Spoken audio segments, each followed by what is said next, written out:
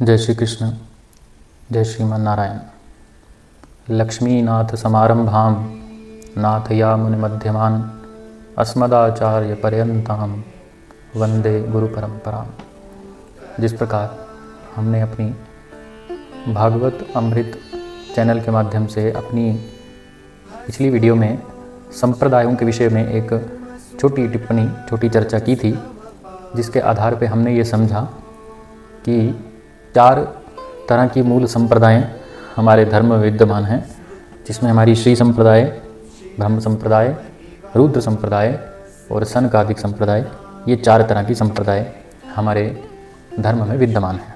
श्री संप्रदाय, और हमने ये एक निर्णय लिया था अपनी उस वीडियो में कि हम अलग अलग संप्रदाय पे एक एक वीडियो के माध्यम से थोड़ा समझने का प्रयत्न करेंगे कि ये संप्रदाय हमें क्या शिक्षा देती हैं। इन संप्रदायों के आधार पे हम किस प्रकार अपने पथ को सुदृढ़ बना सकते हैं, किस प्रकार अपने पथ को सुमार्ग बना सकते हैं और उस सुमार्ग पे चल के, उस सुंदर मार्ग पे चल के ईश्वर की भक्ति बड़े सहजता से उस आनंद को, उस ईश्वर को प्राप्त कर सकते हैं। तो आज की जो हमारी वीडियो संस्करण है, इसमें हम श्री संप्रदाय या जिसे हम वैष्णव संप्रदाय के माध्यम से जानते हैं, इसके विषय में समझने का प्रयत्न करेंगे। ये संप्रदाय का आरंभ कहाँ से हुआ, इस संप्रदाय के मुख्य आचार्य कौन हैं और किस परंपरा से ये संप्रदाय आगे बढ़ती हुई आज हम लोगों का कल्याण कर रही है। सर्वप्रथम यदि हम ये देखें तो श्री कहते हैं श्री लक्ष्मी जी को, श्री कहते हैं श्री लक्ष्मी जी को, और लक्ष्मी जी ही इस परंपरा की आचार्य हैं। लक्ष्मी जी ही इस परंपरा को आगे बढ़ाने की, लक्ष्मी जी ही इसकी गुरुप्रद हैं। लक्ष्मी जी ही इसकी मुख्य आचार्य के रूप में इनकी आराधना की जाती है। श्री संप्रदाय की जब हम चर्चा करते हैं या श्री संप्रदाय के विषय में जब हम जानने का प्रयत्न करते हैं, तो 2 मुख्य परंपराएं इसके अंतर्गत आती हैं, जिसमें हमारी एक रामानुज परंपरा है और एक रामानंद परंपरा है। ये बड़े गूढ़ रहस्य हैं। मैं पुनः एक बार अपने शब्दों को दोहरा दूं कि ये बड़े गूढ़ रहस्य हैं। इन्हें समझने के लिए हमें अपनी बुद्धि को एकाग्र करना पड़ता है। इन सब आचार्यों की वाणी को समझने के लिए, इन आचार्य परंपराओं को समझने के लिए हमने अपनी वाणी, हमें अपनी बुद्धि, इनको एक दृढ़ करके और इनको एक सुंदर मननशील करके, इस अपनी मननशील बुद्धि के मार्ग से, इसके संदर्भ से हम इन विषयों को अपने चित्त में उतार सकेंगे, इनको हम समझ पाएंगे। तो इसलिए बड़े मेरा आग्रह यही रहेगा अपने दर्शकों से कि इसे थोड़ा गंभीरतापूर्वक समझने का प्रयास करें। मैं भी ये प्रयास करूँगा कि सरल शब्दों में और एक सरल वाणी में आपको ये शब्द परोसूं, जो कि उनको पान करना, उनको अपने भीतर प्रवेश कराना आपको भी सुगम हो जाए। तो श्री संप्रदाय या वैष्णव संप्रदाय ये बहुत प्राचीन संप्रदाय है, और प्राचीन भी हैं और परंपरागत चलती आ रही हैं, बड़ी पुरानी चलती आ रही हैं। और इस संप्रदाय की आचार्य, जिस प्रकार मैंने बताया, श्री लक्ष्मी जी हैं। और 2 मुख्य आचार्यों को लक्ष्मी जी ने आगे चल के इसका उपदेश दिया, जिसमें हमारे रामानुज आचार्य और रामानंद आचार्य 2 आचार्य हुए, जिन्होंने पूरे भारत में इस श्री संप्रदाय को, भारत में ही नहीं अपितु पूरे विश्व में इस श्री संप्रदाय का परचम जो लहराया और लोगों के हृदय में श्री लक्ष्मी नारायण भगवान, श्री सीताराम भगवान, श्री राधा माधव भगवान के विषय में लोगों को संबोधन कराया और लोगों के हृदय में उनके प्रति प्रकाश डाला। रामानुजाचार्य की जब हम बात करते हैं तो रामानुजाचार्य जी 1017 ईस्वी में इस धरा भूमि पे, इस भारत भूमि पे उन्होंने तमिलनाडु के पेरुबंदर नाम के स्थान पे उनका जन्म हुआ। श्री केशवाचार्य जी उनके पिताजी थे और श्री कांतिमती उनकी माताजी थी।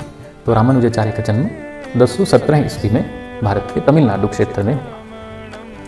धीरे धीरे अपनी प्रारंभिक शिक्षा को उन्होंने पूरा करके 16 वर्ष की आयु जब रामानुजाचार्य जी की हुई, तो उस 16 वर्ष की आयु में उन्होंने अपनी वैदिक शिक्षा का पठन करना, वैदिक शिक्षा को ग्रहण करना आरंभ किया, जिसके लिए यादव प्रकाश जी जो उनके गुरु थे, उनसे उन्होंने वैदिक शिक्षा ग्रहण करने का निश्चय किया और उनसे शिक्षा ग्रहण भी की। परंतु समय अनुसार उनके जो रामानुजाचार्य जी के जो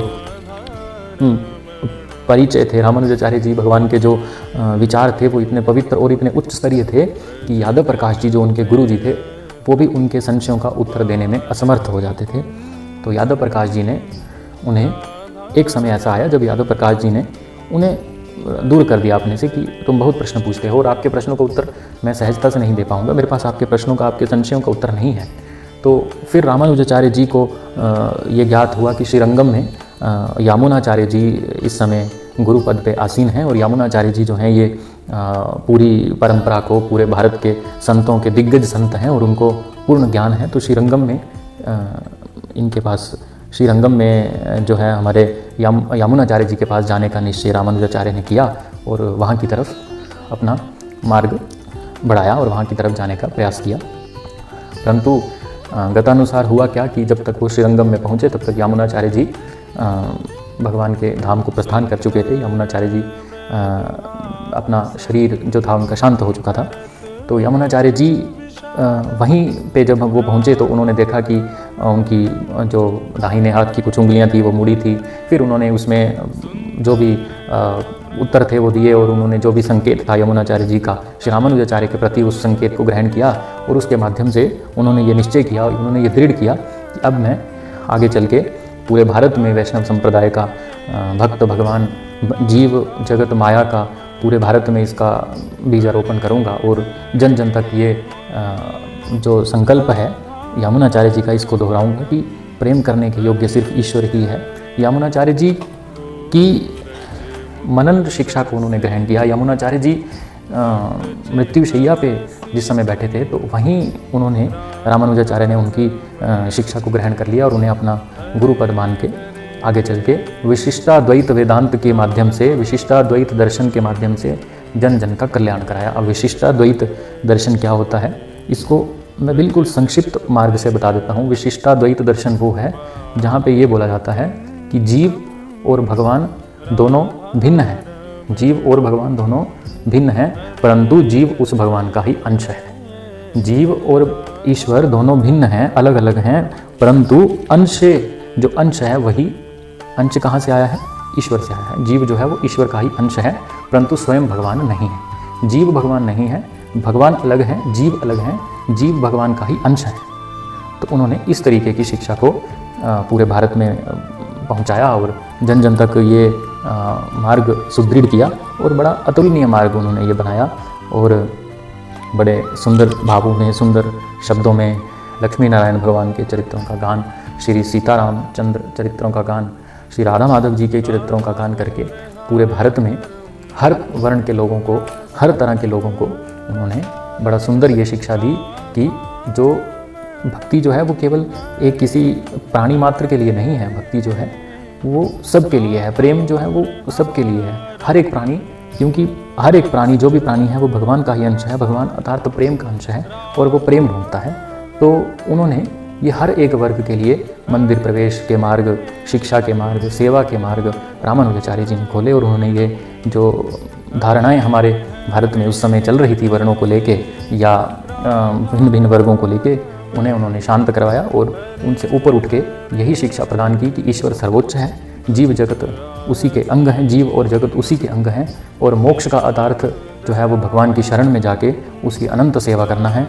मोक्ष का अर्थ मृत्यु नहीं है, मोक्ष का अर्थ यही है कि अंत में हम उस आनंद को प्राप्त कर लें, अंत में हम उस ईश्वर को प्राप्त कर लें जहाँ से हम आए हैं। फिर आगे चल के रामानुजाचार्य जी ने ब्रह्मसूत्र पे श्री भाष्य लिखा, गीता भाष्य उन्होंने लिखे, वेदार्थ संग्रह आदि आदि ग्रंथों के माध्यम से उन्होंने बड़ी सुंदर व्याख्याएं की, जिसे हम आज तक अपने जीवन में ग्रहण करते हैं, अपने जीवन में उतारते हैं।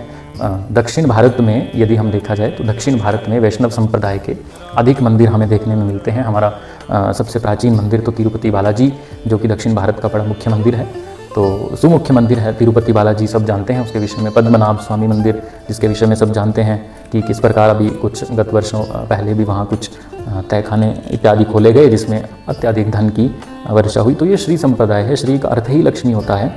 तो लक्ष्मीवान भगवान के इन मंदिरों में हमें रामानुज संप्रदाय की, श्री संप्रदाय की परंपरा का दर्शन होता है। दक्षिण भारत में हमारे ये मुख्य मंदिर हैं, श्री श्रीरंगम, तिरुपति बालाजी, इसके बाद पद्मनाभ स्वामी मंदिर, और ये मुख्य मंदिर जो हैं ये हमारे दक्षिण भारत में हैं, जहाँ लक्ष्मी नारायण भगवान की स्तुति, लक्ष्मी नारायण भगवान का गान और श्री वैष्णव संप्रदाय का उद्गम स्थल जो है वो दक्षिण भारत है। अपितु पूरे भारत में रामानुजाचार्य ने यात्रा की और हमारे पूरे कश्मीर क्षेत्र में भी रामानुजाचार्य जी आए थे। और जब श्री भाष्य की रचना उन्होंने ब्रह्मसूत्र पे की थी तो कश्मीर के ब्राह्मणों से भी, कश्मीर के लोगों से भी उन्होंने कुछ चर्चा की थी और यहाँ के विषय में भी जाना था। तो रामानुजाचार्य ने बड़ी सुंदर शिक्षा प्रदान की। उन्हीं के नाम से ये संप्रदाय रामानुज संप्रदाय आज चल रही है। अष्टाक्षर मंत्र के माध्यम से जन जन का कल्याण करती है।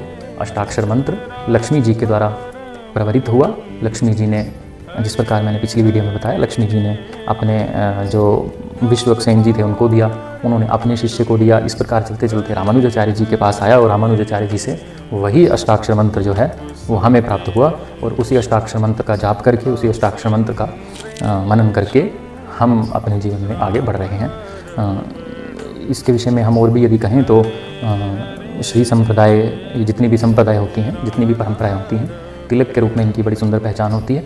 तो वैष्णव संप्रदाय का तिलक यदि हम देखें, उसकी छवि हम इस वीडियो के ऊपर लगा देंगे, जिसमें सफ़ेद तिलक जो है, जिसको ऊर्ध्वपुंड कहते हैं, तो सफ़ेद ऊर्ध्वपुंड रहता है, बीच में श्री रहती है। जिस प्रकार हमने लगाई है, हमने धारण की है, तो हम श्री वैष्णव संप्रदाय से दीक्षित हैं। रामानुजाचार्य जी हमारे आदि गुरु हैं। रामानुजाचार्य जी हमारे आदि सद्गुरु हैं, जिनके माध्यम से हमें ये तिलक प्रदान हुआ है। इस तिलक में जो हमारी मध्य में कुमकुम से जो मध्य तिलक है, ये श्री का प्रतीक है, अर्थात लक्ष्मी जी का प्रतीक है। ऊर्ध्वपुंड, क्योंकि ऊर्ध्वपुंड तो कभी लगाने का समय मिलता है, कभी नहीं भी मिलता, लेकिन श्री तो हम लगा ही लेते हैं, श्री संप्रदाय लगाते हैं। ऊर्ध्वपुंड जो है वो भगवान विष्णु के चरण कमल हैं और यहाँ इस प्रकार नीचे यहाँ सिंहासन दिया जाता है लक्ष्मी जी को। तो इस प्रकार इस श्री संप्रदाय का तिलक है। रामानंदाचार्य जी के भी बारे में यदि हम बताएं तो रामानुजाचार्य के बाद में रामानंदाचार्य जी आए और इनके विषय में ऐसा कहा जाता है कि श्री राम जी ने जो मंत्र है ये सीता जी को दिया, जानकी जी को दिया, जानकी जी ने हनुमान जी को दिया, हनुमान जी ने ब्रह्मा जी को दिया और ब्रह्मा जी ने पराशर मुनि जी को दिया और पराशर मुनि ने अपने पुत्र व्यास जी को दिया और व्यास जी ने शुभदेव जी को दिया और शुभदेव जी से मंत्र राघवाचार्य जी के पास आया और वही राघवाचार्य जी ने फिर मंत्र रामानंदाचार्य जी को दिया, जिन्होंने राम नाम का मंत्र या गोपाल नाम मंत्र जो है वो पूरे जन जन तक लोगों को पहुंचाया। और मूल रूप से यदि देखा जाए तो लक्ष्मी नारायण का ही अवतार श्री सीताराम जी हैं और राधा माधव जी हैं। तो रामानंदाचार्य जी ने उनका प्रकाश किया, उनको प्रकाशरत किया। और रामानंदाचार्य और रामानुजाचार्य दोनों ही श्री वैष्णव संप्रदाय के अंतर्गत आते हैं। तो ये श्री वैष्णव संप्रदाय के विषय में हमने आज चर्चा की।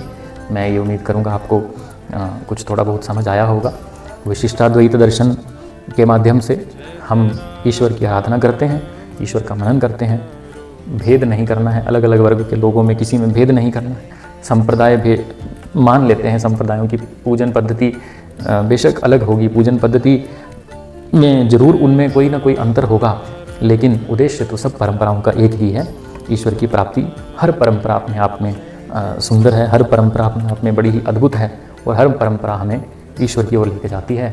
जिस प्रकार गंगा जी गंगोत्री से लेकर गंगा सागर तक बहती हैं, तो कई लोग ऋषिकेश में स्नान करते हैं, कई हरिद्वार में स्नान करते हैं, कई तो कानपुर में भी स्नान करते हैं, कई वाराणसी में स्नान करते हैं। इस प्रकार जहाँ पे भी हम स्नान करेंगे, लेकिन गंगा जी की महिमा कम नहीं होती है। ये तो बात है कि स्थान अलग अलग हैं, परंतु हर एक स्थान का अपना महत्व होता है और गंगा की यात्रा जब हम करेंगे तो गंगा सागर तक पहुँच ही जाएंगे।